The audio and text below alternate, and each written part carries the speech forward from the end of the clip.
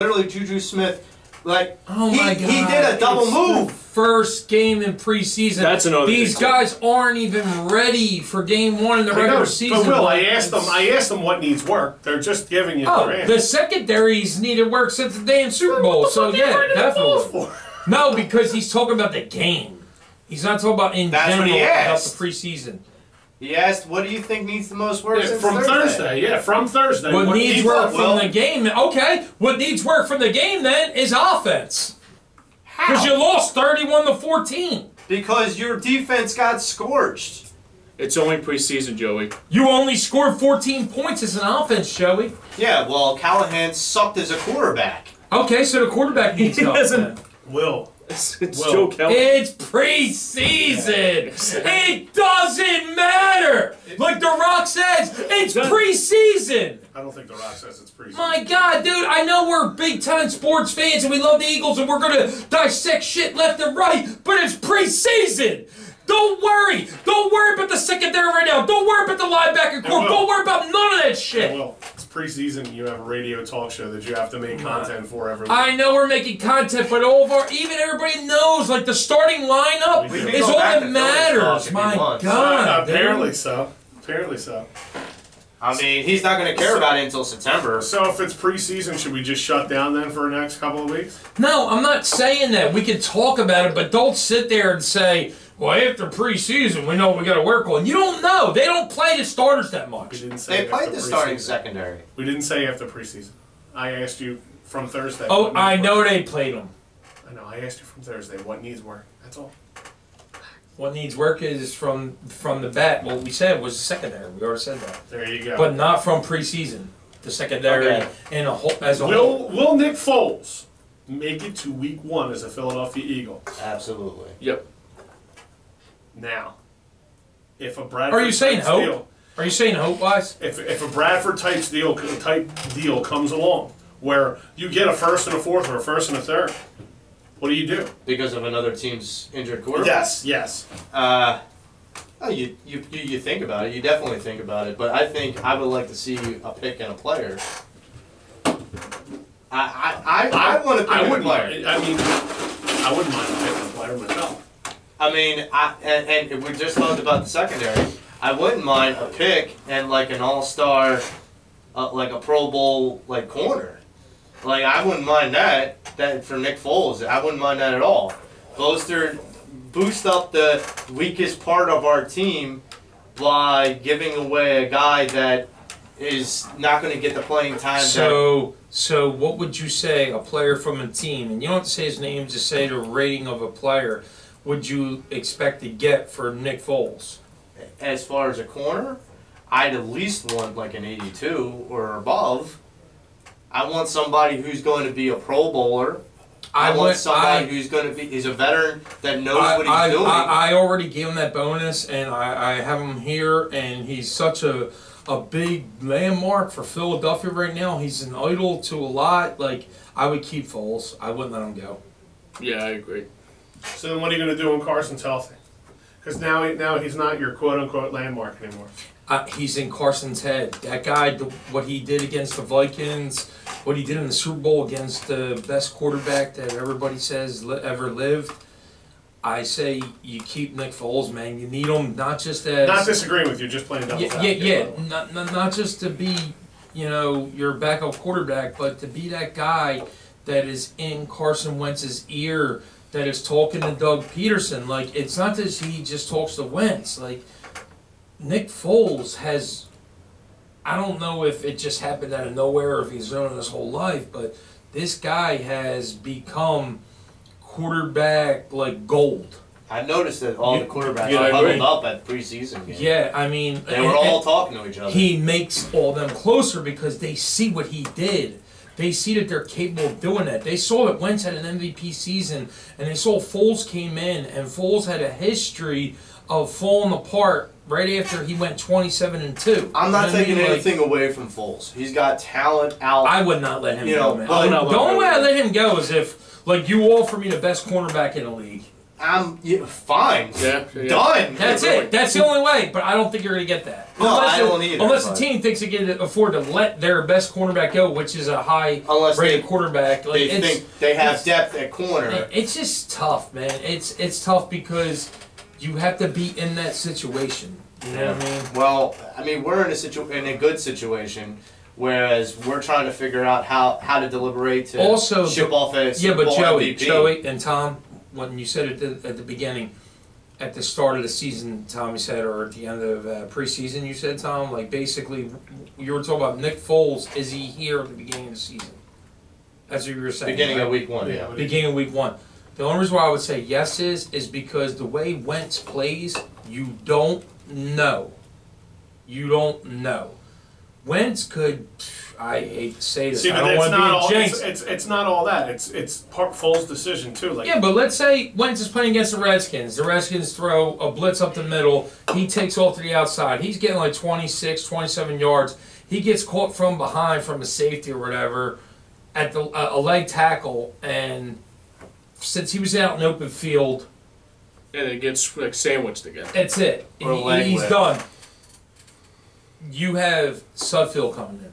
Well, that's why I think Yeah. they're trying to get that third string quarterback solidified. But why would you? My thing is why would you do that? Like, So that Foles can actually be a commodity out there. I don't think that dude's definitely ever going to be Nick Foles. I know Nick Foles would be a great backup. I'm not saying But- he will. But the thing is that the Eagles have to realize one thing. Like, if Wentz is your starting quarterback at the beginning of the year, you saw what happened. You saw that we were going to win this Super Bowl if Carson Wentz was our starting quarterback, and he went down. And then you know damn well they knew they weren't winning. Well, we sat And then when here- that Nick Foles came in and he had those bad games, they were like, shit, we just got to do what we got to do. Let's Just make the play our best game. of it. Let's play our game. Nick Foles turned into somebody else, okay? And he won. He won the whole damn thing for you. Now, you don't think in that organization they're thinking that we need a top-notch quarterback to back up Carson Wentz. Well, you make You a can't great, let him go. You make You a can't. great point, but here's the thing. We all, at one point during one of the shows that we had before, named a great backup quarterback that the Eagles had. Nick Foles will go down as the best backup quarterback that the Philadelphia In the Eagles NFL. ever had. In the No, NFL. that the Philadelphia Eagles ever had. In the Only NFL. because he won a Super Bowl. And here's the thing. That is a commodity. He didn't just start in the Super Bowl. He went through the playoffs for them, dude. He got them through to #1 seed, and he won throughout Right, the but playoffs, and he it's- won the Super Bowl. it's- He didn't just come in the Super Bowl about and the win. end result. It's about the end result. He got He them the ring. smashed the #1 defense in the Vikings. He destroyed them. He smashed him. Well, listen. The team He destroyed smashed. them. The team smashed the #1 defense He 3 times. beat a hot Atlanta team. Okay? Nick Foles showed up. He's a commodity. They're going to trade a commodity. No, they're not. They're going to trade a commodity to get another commodity that's going to come in here and help them win another championship. He's not going to get re-signed because you're not going to have $200 million quarterbacks. I'm not on saying your- they resign on Tommy, was just stating that is Nick Foles here. Right, but you have to re-sign Nick and Carson. Nick's already resigned. No, Yeah, he'll be a yeah. free agent soon. Okay, so you're doing that thing like, oh, I don't want to let him go to free agency and not getting anything for him. You can't do Absolutely, that I'm at the saying that. caliber of player he is. The caliber player he is a Super Bowl MVP. So what? How are you guys? I just got to jump in because we're just going to go around in circles for another 10 minutes and then the show will be over. How are you guys feeling about the new kickoff and the new tackle rule? What do you guys? I don't think it's like probably anything big actually. It's probably the same as always actually, so I can't complain about No, it. you mean you've seen it because you were at the game. So you Yeah, just, it as looks far pretty as much the same. the kickoff. They just can't get a running start. That Yeah. that should theoretically benefit. I think the tackle rule is stupid. No, the tackle rule is gonna kill the game. benefits field position Yeah. #1. So you're going to get teams that are, instead of starting at like the 26 to 27 yard line, they're going to be at the 40 damn yard line. Oh, So you're going to have higher scoring games. Well, yeah, they want that. And no more running start. yeah. You might have smarter players. You might have you might have less kickoff returns for a touchdown. They'll probably because ban kicks altogether. Teams are playing Well, further back when the guys are running. There's going It's to be there more to tackles implement available. more returns. Well, It's I say this. Right. I say if you're going to do that kickoff to where they can't get a run start, the blockers can't start moving towards them. I don't know if this is the rule until that ball is caught. They can't move until No. caught. Yeah. Oh. No, Caught. once it's kicked, you can move. No. You're not moving towards No, them. what You're I'm dropping saying is, back and caught. Tom, you're stopping my guys from running towards the ball as I'm kicking it off. Once that kicker runs to kick it, everybody should be able to run from that point when they're running together. You're telling me that the ball's up in the air, all the guys got to stand here like that, like this. That's fine. But they're saying they can move. So as that They ball, can't move at all? no, they can move. I'm saying they shouldn't be able to move. Oh. If you're changing the rule to where only the kicker's moving, Right. then the guys that are receiving the kick, the blockers, should not be able to set up until dude catches the friggin' ball. What about the tackle? I'm just saying, you can't always benefit the ball carrier over the defense. They're already getting called for damn penalties in preseason that are bullshit. I agree. Yep. All right, so It's bullshit. the tackle rule? I guess you're feeling kind of the same way. Yeah, it's bullshit. It's so It's terrible. bullshit. It's terrible. Look, if you guys, It is terrible. It's it so is terrible. I It's so agree. bullshit. They'll They'll fix it. I can't There's no disagree. way. It's ruining football. They're already seeing so many plays. Obviously, Twitter blows it up. They show everything. The Arizona Cardinals play, where They're treating every player now like a the quarterback. guy caught the ball 15 yards over the middle, and the dude went for a straight shoulder tackle, and the face mask grazed the other helmet, and they called helmet to helmet. All right. It's horrible. It was Terrible. I forget damn what the teams were. It was ridiculous though, dude. I didn't even. I just saw it on Twitter and I was just like, I'm just scrolling through it. I don't even want to pay attention to it. It's bad. Yeah. They made a big mistake with that. But at the same time, these NFL players are getting concussions left and right and shit. So they got to do something. You know what you do? You make the fucking helmets less legal. We take helmets off. I mean, less completely. lethal. We take the Less What helmets do you away put completely. padding on the outside of them? I think it would be. Tom, how many times I have don't we know what played to do. tackle football without pads? We're not, And it wasn't Yeah, dangerous. but we're not professional athletes but- moving as fast as they are. No, but that's what I'm saying. Like a lot of I don't know, people, Tom. I Tom, move it goes 4-4-3. through this, dude. I'm dead serious. Like 4-4-4-3. you just got these guys that the hitters in the past, dude. They kill. Like they'll nail somebody that's not looking, that don't see it. But at the same time, football, that's the way it is. See, that's the whole thing. You're just too, right? benefiting the offense and not the defense. So the era in football back in the 80s, late 70s, early 80s, where the guys were ripping each other's hearts out. If the rules stayed the same, this literally, we probably would have by now watched someone die on a football field. Because you got That happened, but it didn't get. But I mean, these guys are so, and it's same as a basketball theory with the Jordan era and the LeBron era. The guys from this era compared to the late 70s, early 80s, are so much bigger, faster, stronger. They recover faster. They had to change the rules because of how the athlete is evolving. And that's why we're at where we are today, I personally think, with with the way sports science is and everything like that. I mean, these guys are so much. Like Lawrence Taylor was a phenom. I'm not saying Lawrence Taylor wouldn't still be Lawrence Taylor if you put him on a team today, but All right. there's a lot of linebackers out All there right, so that are just as big as there's fast as Brian Lawrence Dawkins, Taylor. Brian Dawkins probably won't be in this league. It's tough to say because they always talk about these players go through this and they get these concussions, they get head problems, they leave football hurt, their backs are hurt, their legs are hurt, they have arthritis everywhere, they're in pain nonstop.